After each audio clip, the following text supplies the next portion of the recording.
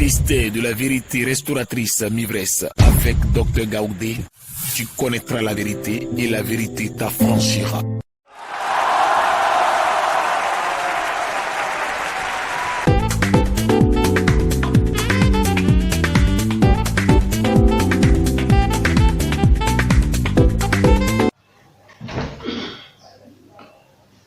Je vous salue dans le nom de Jésus de Nazareth. Amen. On baisse la tête et nous confions ce moment au Seigneur, parce que c'est lui Dieu qui nous parle, ce n'est pas moi. Je ne sais rien, je ne connais rien. Et c'est Dieu qui va nous parler. Père, ce matin, voici tes enfants disposés. Et nous attendons que toi et toi seul pour nous enseigner. Moi, je ne suis qu'un canal, je ne suis qu'un instrument. Parle à tes enfants que nous sommes papa. Glorifie ton nom, ô Dieu de gloire, montre que ta parole est la puissance. Enseigne-nous, instruis-nous, papa. Au nom de Jésus. Amen. Alléluia. Amen. La parole d'aujourd'hui que le Seigneur nous donne est tirée du livre de Proverbes. Et qu'est-ce qu'il nous dit dans ce livre de Proverbes? Quand nous rentrons dans le livre de Proverbes 25, qu'est-ce que le Seigneur nous dit? Prenons le livre de Proverbes, le Seigneur va nous parler. Proverbes 25, verset 28, qu'est-ce que le Seigneur nous dit comme commission ce matin? Proverbes 25, verset 28, le Seigneur nous dit quoi? Proverbes 25, verset 28. Comme une ville forte. Comme une ville forte. Et sans muraille. Ainsi est l'homme qui n'est pas maître de lui-même. Ainsi est l'homme qui n'est pas maître de lui-même. Il dit comme une ville forte et sans muraille. Ainsi est l'homme qui n'est pas maître de lui-même. Amen. Voilà donc aujourd'hui la parole de l'Éternel, la parole que le Seigneur nous donne. Tirée du livre de la sagesse. Et comme je le dis toujours, un chrétien qui veut avoir la sagesse, quelqu'un qui veut avoir la sagesse, il y a deux livres. Il y a Proverbes et puis il y a Ecclésiaste. Quand tu as l'habitude de lire ces livres-là, tu étonnes les gens par rapport à ton âge, tu étonnes les gens. Amen. Parce que c'est rempli de conseils et de paroles de sagesse. Alors donc, c'est de ce livre Proverbes-là que l'Éternel prend un verset et nous donne ce matin. Le Seigneur prend une image d'une ville, l'image d'une ville. C'est-à-dire, au temps biblique, les villes importantes étaient clôturées. Au temps biblique, les villes importantes avaient une clôture autour. C'est ce qu'ils appelaient muraille. Et il y avait donc une muraille autour des villes, de ces villes-là. Alors, une ville qui avait une clôture maîtrisait ses habitants et maîtrisait les ennemis qui arrivent et maîtrisait son environnement. Aujourd'hui, nous ne pouvons pas parce que les villes sont très grandes. Il maîtrisait pourquoi? Parce qu'il y avait des attaques des ennemis. Des attaques des ennemis. Alors il faut donc que ces villes-là soient fortifiées. Et quand on met une muraille, en haut des murailles, on met des petites cabines et il y a des gardes. Voilà. Amen. Amen. Ceux qui n'avaient pas de clôture étaient livrés à elles-mêmes. Parce qu'elles n'avaient pas ces murailles-là. Elles étaient livrées à elles-mêmes, c'est-à-dire elles étaient exposées. Et elles ne sont donc pas maîtres d'elles-mêmes, cette ville-là. Les rois, tous ceux qui étaient là, tous ceux qui dirigeaient la ville n'étaient pas maîtres des situations. Alors le Seigneur prend cette image-là pour faire quoi? Il prend cette image pour nous parler aujourd'hui encore. Il prend cette image pour nous parler. Le Seigneur image cette vérité en y mettant l'homme, en mettant l'homme comme ville, en mettant l'homme au milieu. En mettant l'homme qu'il compare à une ville. Et c'est pourquoi il dit, il compare l'homme à la ville sans muraille. alors cet homme-là n'est pas maître de lui-même. Amen. Alors, dans le livre de Deutéronome 3, verset 5, la parole de Dieu nous dit, et la parole de Dieu décrit ce genre de ville, ce type de ville. Il dit, toutes ces villes étaient fortifiées avec de hautes murailles.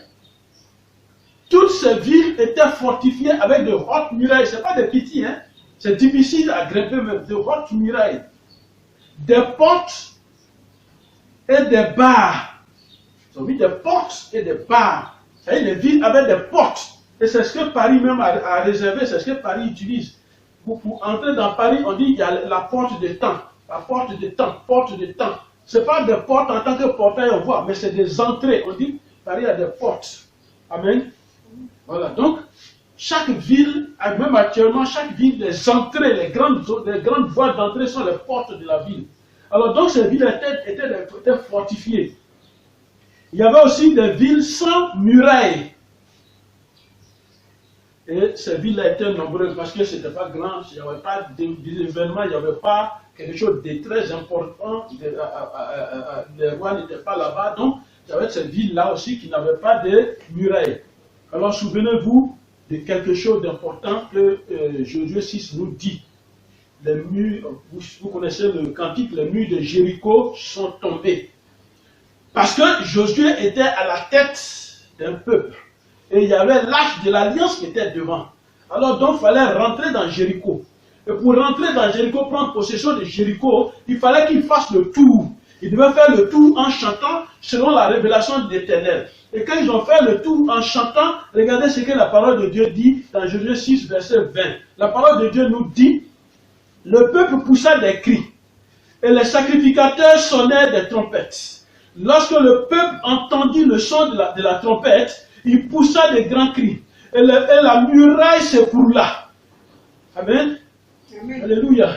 C'est pour dire que le fait de chanter seulement, eux, ils ne pouvaient pas rentrer dans la ville, mais il fallait prendre possession de la ville. Mais la ville était clôturée. La ville avait une muraille autour. Il y avait une grande muraille haute autour. Alors comment entrer? S'il y a une porte, la porte était fermée. Alors comment entrer? Et l'Éternel a dit, pour prendre possession de cette ville, il faut chanter, danser, chanter autour de cette ville. Et quand ils ont chanté, à un moment donné, la parole de Dieu dit, la muraille s'écoula. Le peuple monta dans la ville, chacun devant soi. Amen. Et s'empara de la ville. Regardez ce qui s'est passé. Et donc le peuple a monté et le peuple s'empare de la ville.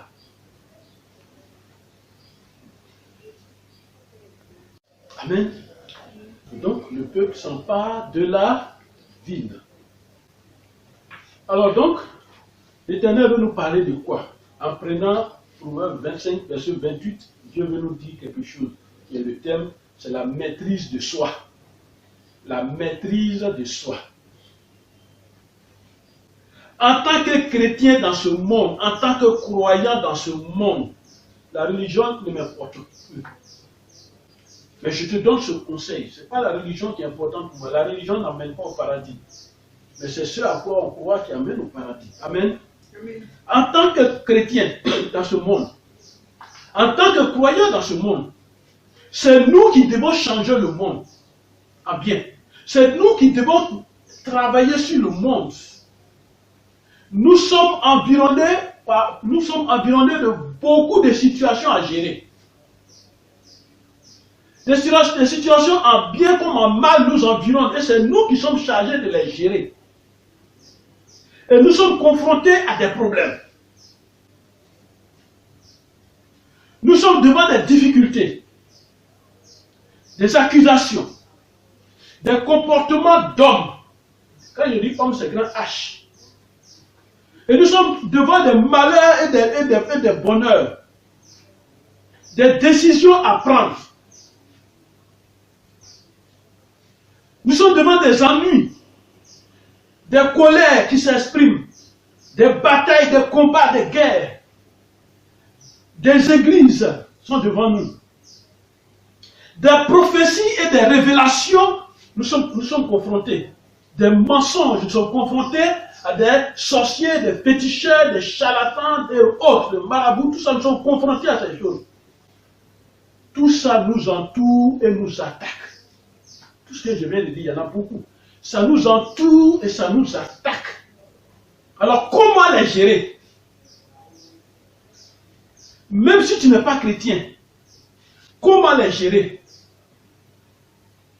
Ce n'est pas une affaire d'appartenance à une religion, la maîtrise de soi. C'est une question de connaissance. Alors, comment les gérer? Ils font partie de notre existence. On ne va pas dire, on va les détruire tous, on ne peut pas. Mais ils font partie de notre être, de notre existence sur la terre des hommes. Comment te prendre? Alors le verset qui soutient cette parole nous dit, ainsi est l'homme qui n'est pas maître de lui-même. Qui n'est pas maître de lui-même. Alors aujourd'hui nous parlons de la maîtrise de soi. Pourquoi? Parce que la parole de Dieu est sagesse et vie. Il va nous apprendre beaucoup de choses. Pourquoi? Je te pose la question. Est-ce que tu te maîtrises, quelle que soit la situation qui se présente à toi? Est-ce que tu te maîtrises? Amen. Amen. Alléluia. Amen. Est-ce que tu te maîtrises par rapport à la situation qui se présente à toi?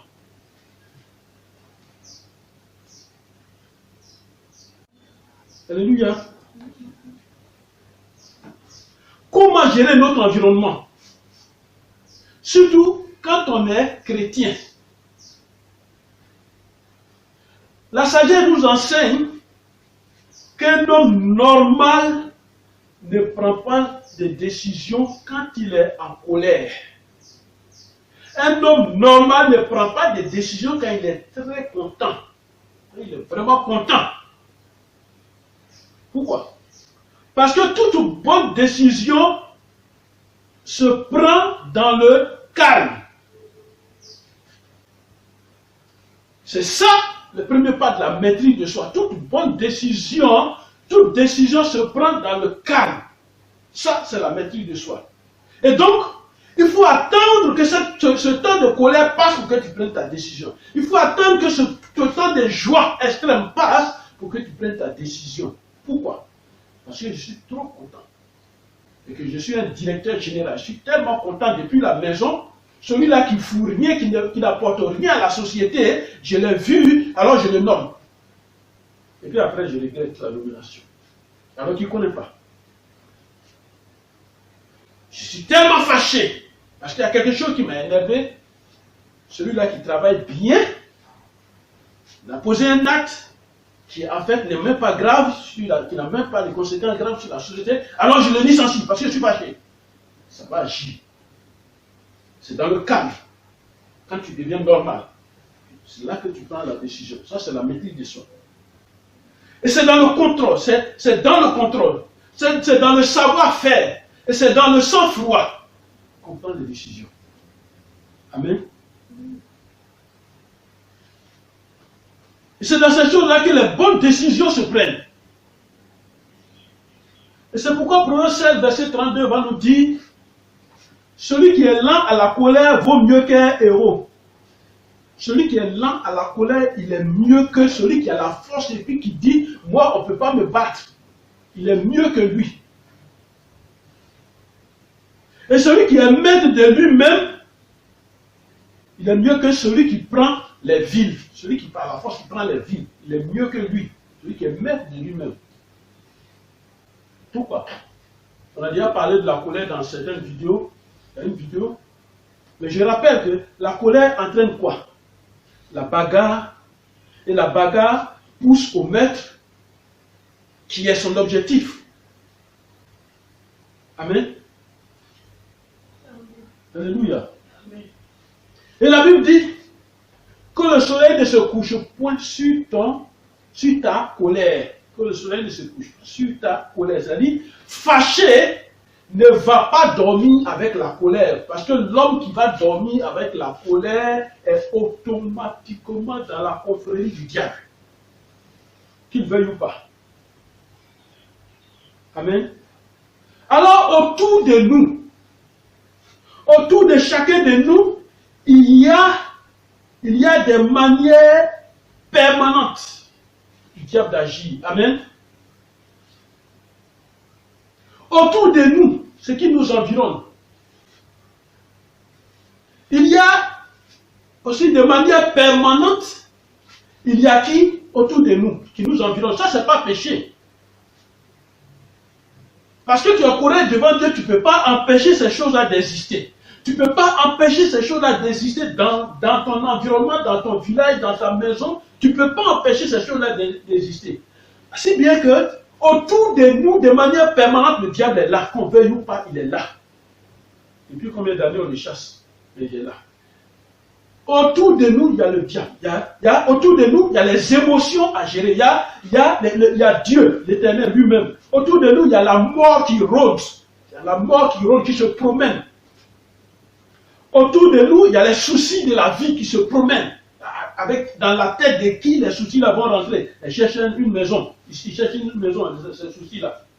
Autour de nous, il y a la vérité. Autour de nous, il y a le mensonge, il y a le plaisir. Autour de nous, il y a l'argent. Le monde de l'argent. Autour de nous, donc, il y a les maladies, il y a les souffrances, il y a les attaques. Mais regardez toutes ces choses-là qui sont autour de nous. Et comme ces choses-là sont autour de nous, qu'est-ce que nous allons faire? Alors, entrons dans le livre des Actes des Apôtres. Acte 19. Acte 19. Allons dans le livre des Actes. Et prenons la Bible. Dans le livre des Actes, Acte 19, verset 13, nous allons comprendre quelque chose. Acte 19, à partir du verset 13, la parole de Dieu nous dit. Quelques exorcistes. Écoutez très bien. Quelques exorcistes. Écoutez très bien.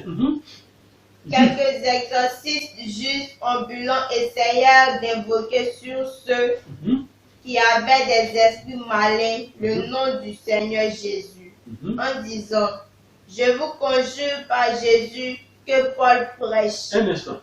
Voilà des exorcistes qui se promènent aussi, comme les disciples de Jésus se promènent, ils délivrent les gens. Alors, des gens qui vivent avec des choses mystiques, qui ont des pouvoirs mystiques, des fétiches et tout ça, ils viennent, c'est eux qui veulent se comporter comme des croyants, c'est eux qui veulent agir comme des croyants, c'est eux qui veulent agir comme des chrétiens. Alors, eux aussi, comme ils ont entendu dire, les gens disent, au nom de Jésus, tu es guéri, alors ils vont dire ça aussi, ils vont dire, au nom de Jésus. Alors, c'est ce qu'ils vont faire. Alors, qu'est-ce qu'ils continuent? Ils disent, ceux qui faisaient cela, étaient sept fils de Séba, juifs, l'un des principaux sacrificateurs. L'esprit malin leur répondit, je connais Jésus. Moi, je connais Jésus. Et je sais qui est Paul. Mais vous, qui êtes-vous? Qui êtes-vous? Vous êtes qui? Moi, quand il dit vous, qui êtes-vous, ça veut dire, voyez, dans le monde spirituel, dans le monde des croyances, il y a des gens qui, eux, ils pensent que parce qu'ils fréquentent une maison de prière, alors ils sont avec Dieu. Non. Tu peux fréquenter une maison de Dieu, puis Dieu ne te connaît pas. C'est pourquoi il dit, je connais Paul, mais vous, qui êtes-vous? Prenez Paul, Jésus, Dieu que nous prions, il connaît ceux qui prient réellement. Il connaît ceux qui lui appartiennent réellement. Et il connaît ceux qui ne lui appartiennent pas. Et c'est pourquoi, c'est ça le secret de l'exaucement des prières. Et puis il dit quoi? Et l'homme dans lequel l'esprit s'élança sur eux. Alors l'homme va se lancer sur eux. Se rendit maître de tous deux. Voilà. Et les maltraita. Voilà. De telle sorte qu'ils s'enfuirent de cette maison nue et blessée. Voilà les apôtres, les disciples de Jésus sont en train d'évangéliser. Et pourquoi je vous disais que dans ce monde on est environné de beaucoup de choses. Et voilà des gens, des mystiques qui veulent rentrer dedans, on ne sait pas d'où ils sortent, et puis ils viennent, c'est eux qui vont délivrer les gens. Les démons se sont jetés sur eux, et puis ils les ont maltraités normalement. Alors c'est les gens qui faisaient ça, c'est les filles de Séba. L'un des principaux sacrificateurs opposants à Jésus. Alors, les filles de Séba, ils veulent chasser les démons aussi. Comme pour dire, ce n'est pas tout le monde qui chasse les démons. Ils veulent chasser les démons. Alors écoutons les esprits malins que ceux-là voulaient chasser. Ce qu'ils disent, ce que disait cet esprit malin dit. L'esprit malin leur répondit, je connais Jésus et je sais qui est Paul. Mais vous, qui êtes-vous? Amen. Vous, qui êtes-vous? Et l'homme dans lequel était l'esprit malin se lança sur eux, se rendit maître d'eux. Voilà. Se rendit maître d'eux. Au lieu que ce soit eux qui soient maîtres de la situation a changé. Et dans ce monde, c'est comme ça. Il y a des gens, ils sont dans leur propre maison que eux-mêmes ils ont construite. Alors cette maison construite par eux-mêmes, ils ne sont pas maîtres de la maison. C'est des gens, c'est des esprits qui sont leurs maîtres. Alors aujourd'hui, la situation doit changer. Amen. La situation doit changer parce qu'il faut que tu sois maître de la situation. Il faut que tu maîtrises toute situation. Amen. La maîtrise de soi est une domination. C'est une faculté. C'est une domination, c'est une faculté. La maîtrise de soi, c'est une parfaite conduite. C'est un contrôle total que toi, tu dois avoir. Et comment? Dans n'importe quelle situation ou problème. C'est là qu'on reconnaît le vrai croyant.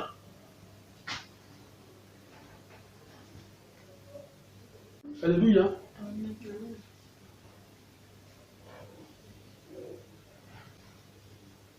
C'est être à mesure de gérer toutes les situations positives ou négatives qui se présentent à nous. On est à mesure de les gérer. Il n'y a pas de panique.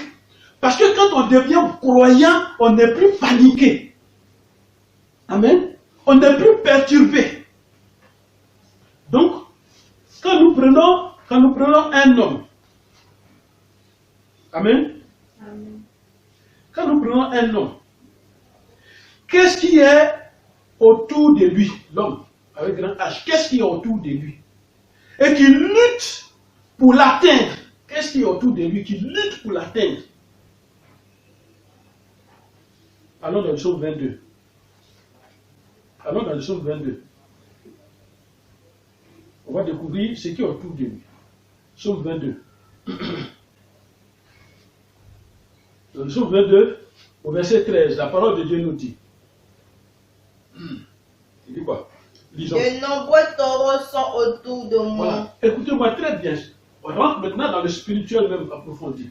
Il dit de nombreux taureaux sont autour de moi. Ça c'est maintenant une révélation du monde des ténèbres. Il dit les bœufs sataniques sont autour de moi. La sorcellerie est autour de moi. Les nombreux taureaux sont autour de moi. Hein?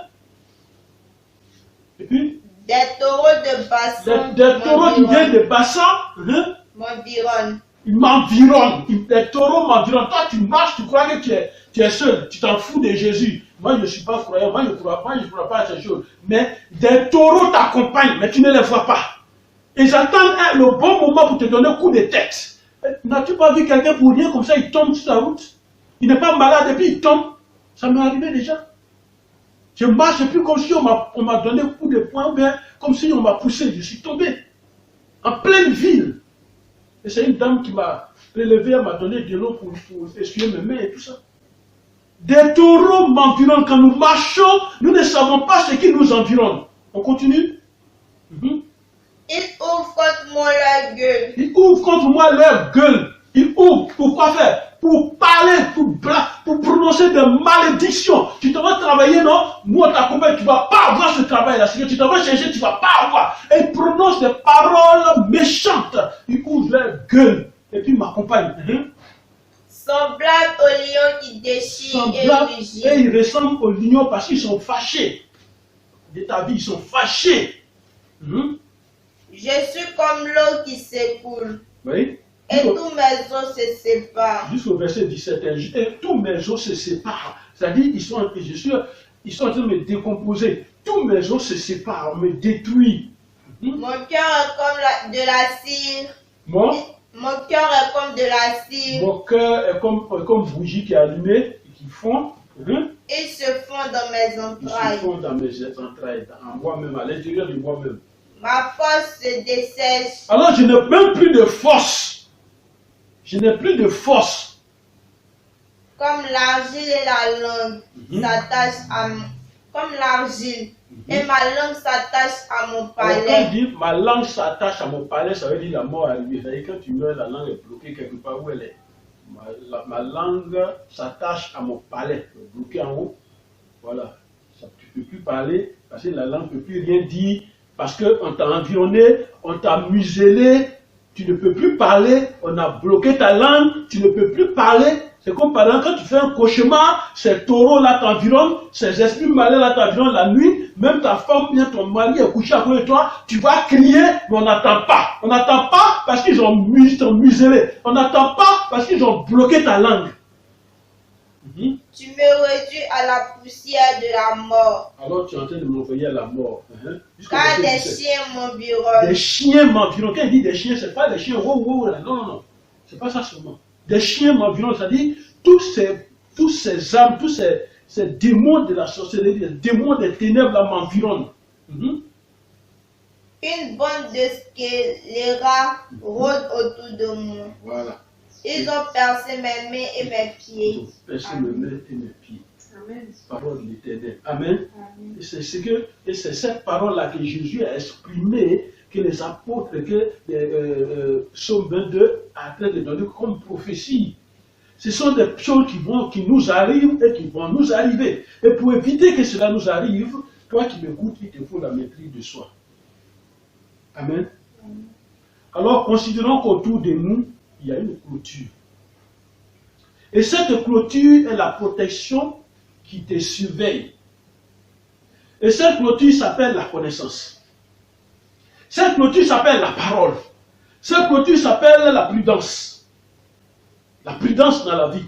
Cette clôture s'appelle le discernement dans la vie. Le discernement des choses. Ce n'est pas parce qu'on vient te dire quelque chose qu'il faut croire en même temps. Non, là c'est que toi, tu te maîtrises pas, tu n'as aucune maîtrise de soi. Tu es là comme ça, quelqu'un vient dire, je t'ai envoyé 10 millions. Et puis de toutes les soufflets, il dit, il faut garder les 10 millions là. Et puis toi, pour toi, personne dit 10 millions, alors tu gardes. Tu ne sais pas s'il est poursuivi. Il faut le discernement dans la vie, la maîtrise de soi. Ce n'est pas parce que le bonheur est devant toi qu'il est bon à prendre en même temps. Hein? Amen? Amen. Alléluia. Et cette clôture s'appelle l'analyse avant décision. Il faut analyser l'analyse avant décision. Et cette clôture s'appelle la peur. Cette clôture s'appelle l'ignorance. Cette clôture s'appelle le comportement. Et dans le comportement, il y a le sang-froid, il y a la colère, les soucis, la jalousie, les envies. Voilà, c'est dans le comportement. Alléluia. Alors, qu'est-ce qui cogne la clôture? Parce que Josué et son peuple ont marché autour de la clôture de la ville, autour de la ville, autour de la muraille. Pourquoi? Parce qu'eux n'avaient pas de marteau pour casser, pour entrer prendre possession de cette ville. L'Éternel a dit chanter seulement, les murs vont tomber. Amen. Alors, qu'est-ce qui cogne ces clôtures ou murailles de protection? Qu'est-ce qui les cogne? Le mal, le bien, la vérité. Amen. Donc, avant de continuer, nous résumons autour de l'homme. Nous devons maîtriser quoi? Autour de nous, nous devons maîtriser quoi? Le diable agit sur quoi? Qui fait que nous n'avons pas la maîtrise. Nous devons maîtriser quoi?